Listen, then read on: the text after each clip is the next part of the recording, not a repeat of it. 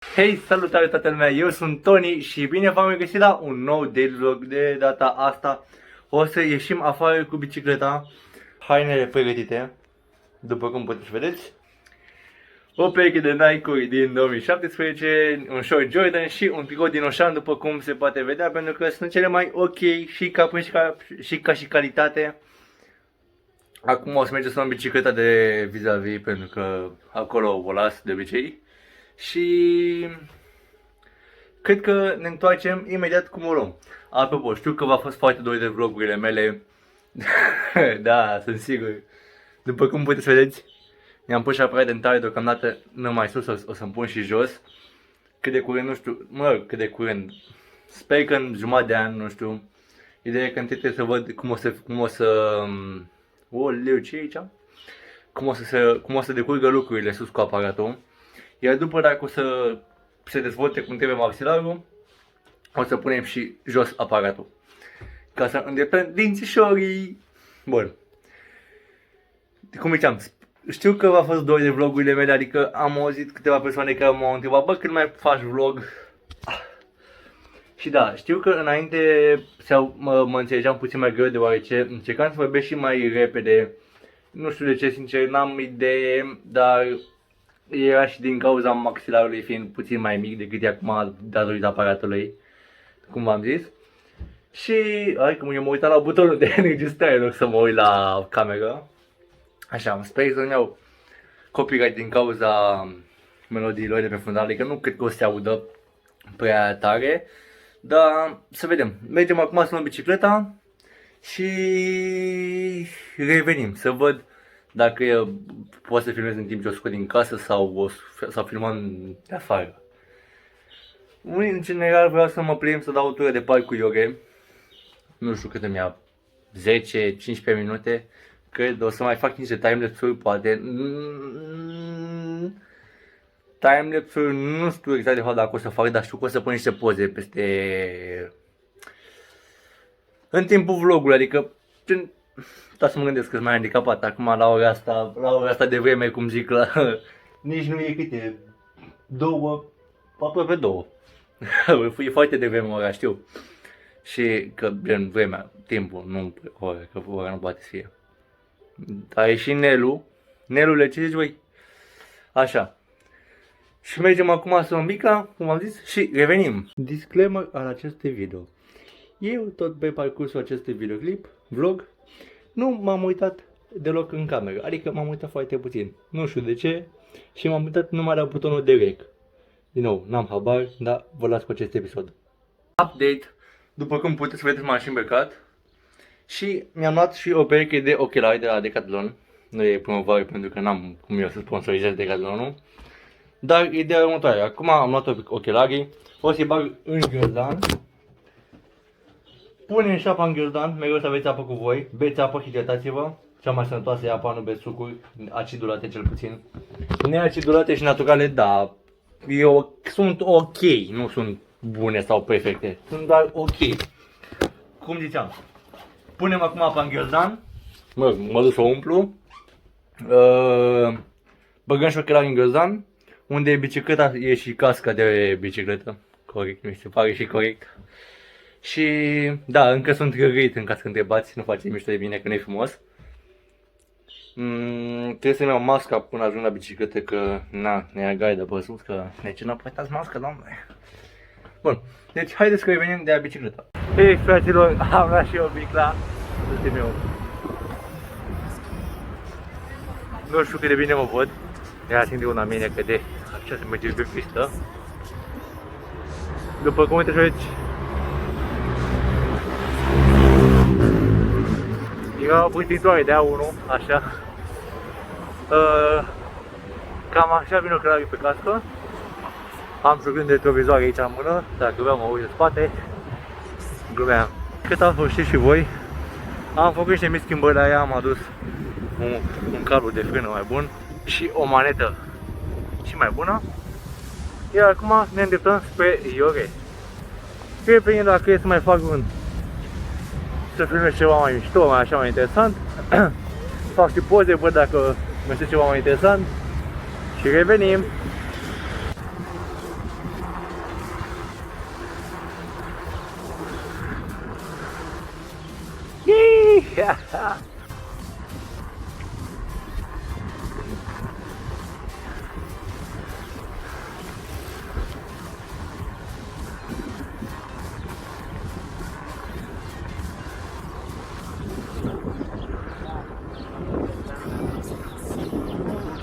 Trebuie să mă apuc și de respirație.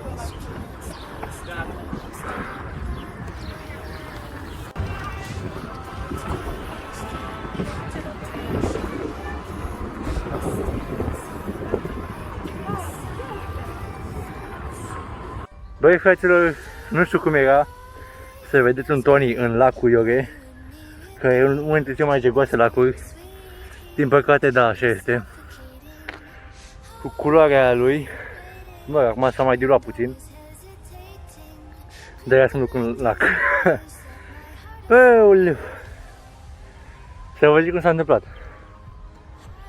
Pe lângă lac, fiind bordură, în dreapta lui așa, sunt delulețe micuțe de 2-3 metri distanță față de marginea lacului, gen înălțimea, zic, pardon. Și eu mă dădeam pe ele, pur și simplu, că na, să te pe ei. Uite cum urcam, uite-o. Gata, bun. Și când am vrut să mă dau jos să vin, să ajung din nou pe marginea lacului, nu știu cum, cred că atunci când mi-a sărit gata de spate, că eu mai sar cu asta, deci că am sărit ca să aterizez în două roți din așa direct, în loc să aterizez pe una după să aterizez pe aia din față, ca să nu... Băi, ăla e furca de față, furca, mă rog, am una singură. Cum ziceam, am crezut pe două roți, gata din spate nu știu n-ai făcut, lanțul de la foi, andale, gen, deci am dus camera, cu mine mi-a sărit lanțul, am dat în gol, am dat cu genunchiul de roată, m-am jurit puțin, dar vorba aia, se era poliș, n-are nimic, că știu să cad, e bine că am învățat de pe net, plus practică să zic așa.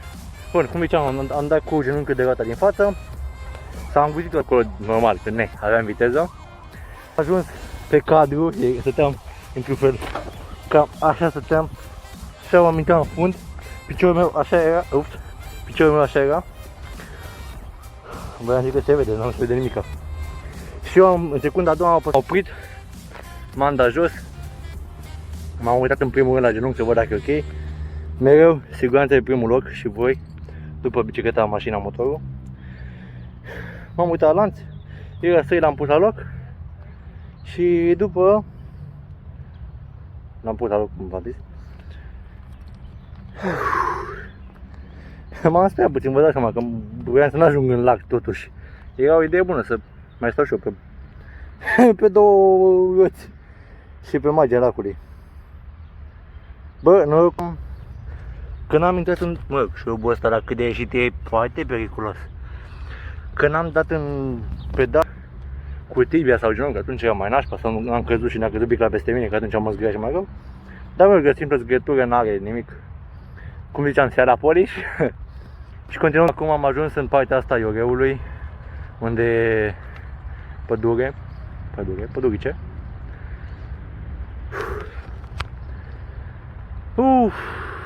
Așa, cum ziceam, în partea asta a Ioreului. Mă gândeam să dau un bulevard, că în fața dau un bulevard, ca Midresul. Uitați cum mâncă fruntea, că am transpirat de la ochelarii ăștia. Am venit pe acolo, bă, miroasea caca. Rău, sincer, nu știu. Cred că s-au scăpat ăștia pe ei când dorm noaptea pe ei boschetarii. Bă, dar oare boschetarii nu iau și amendă? Bă, acum văd. Nu știu bine se vede pe cameră, dar se vede mai nașpa acum. Trebuie să-mi dau cu apă și cred că asta o să fac acum. Trebuie să dăm cu apă. Bă, la poliția, dar cu apă o să vedem. S-a scos și apă din găzan. Poate nu sta telefonul iar, cum am făcut acum câteva zile, când eram la fotbal. Bă, dacă mă ud, da, nu așa. Îmi ascund fața și mi-e frică. Ce rece ești, ce bine e. Ei, Doamne! Bun. Am jega aici mică să nu mă infectez sau ceva.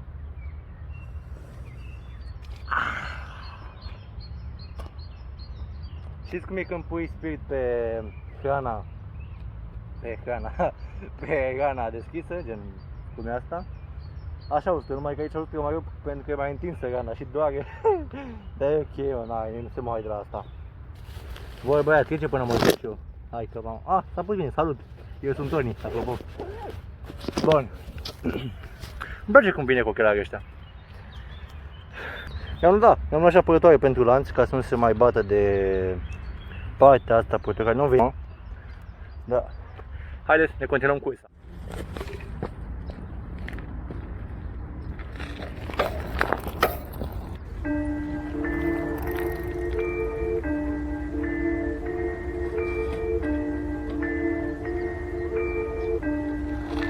Taylor about the fucking flex. Fraților, am ajuns în încă o zonă mișto. What the fuck? Am ajuns într-o zonă mișto aici. Tot în partea asta Ioreului cu pădurea. Am filmat pe aici un cadru. Niște secvențe. Și haideți că venim mai încolo. Da, și după cum se poate vedea, mai sunt persoane care făceau pe niște poze. Nu știu ce exact. Da. Vrea și... Nu trebuie... Ba da, trepied. Nu trebuie... Ba da, trepied, așa. Cu care gen, punea camera, făcea poze. Mă rog, bă, să înțelegeți voi oricum. Trebuie să n-am telefonul greu pe aici. Nu, e ok. Uiii! Nu știu dacă mi se văd ochii sau nu. Pardon. Ia. Bam! Ați avut șoc. Da? Nu știu de lung o să fie vlogul ăsta, daily-ul ăsta, ce-o fi el. Nu știu dacă o să fie neapărat daily, pentru că nu știu dacă pot să punem fiecare zi, pentru că na.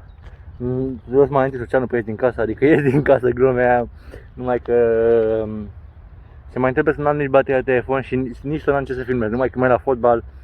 Ai și o idee să filmez când merg la fotbal, dar să văd cum o să merg data viitoare. Și bă, sunt foarte obosit, acum cred că iar m-a luat vorba aia, gen, când vorbesc foarte lung, vorba aia rapidă a mea. Și da, teoretic ar trebui să fie invers, dacă ești obosit vorbești mai încet, mai lent, dar nu, nu știu. O să vreau să mă arăt acum încă un cadru frumos în care o să fac niște poze. Adică cum se văd, hai că se vede tot perfect. Ce prost sunt. Ce mă? Ups, my mistake.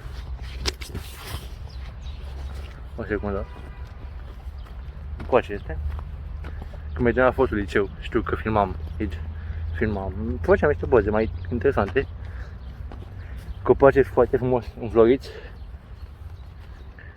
Cum se pune cu ei, fraților? Frumos înfloriți sau frumoși înfloriți? Gen frumos sau frumoși? Ei, gen copacii. Haideți să vă arăt acum. Ia uitați. Ce mișto se vede. Păi bun, haideți că revenim mai încolo. Hei fraților, ăsta a fost și vlogul. Eu sper că v-a plăcut. Nu știu cât de tare mă aud pentru că și afară se fac lucrări. Adică eu fiind afară, mai lângă mine, știți că sunt afară, că n-am casa în bike încă. Vedem după bac ce-o fi. Ăsta a fost și vlogul, eu sper că v-a plăcut. Nu uitați să dați și voi un like dacă mai vreți episoade de genul. Un share să vadă și prietenii voștri, un subscribe. Adică abonați-vă pentru mai mult content de genul. O să încerc să fac și vlogul cu Bicla, cum a fost și ăsta. Daily-uri în principiu. Mă rog, nu știu cât de daily-uri o să fie, dar o să fie vloguri, cu siguranță. Acum, pentru că o să înceapă și vara în o lună jumate, o să mergem și la munte să filmăm unele chestii, gen skate-uri sau... Vedem, eu împreună cu nașul meu Ștefan. O să le vedeți oricum aici pe canal. Cum ziceam, ăsta a fost, ăsta-s eu, ăsta e piciorul meu avariat. Îi dau acasă puțin cu șmecher să ia totul. Îl dezinfectez ca lumea. Cuvânt mai complicat, dar la next level. Cum ziceam. Eu am fost Toni, mersi că m-ați urmărit, v-am pupat, bye!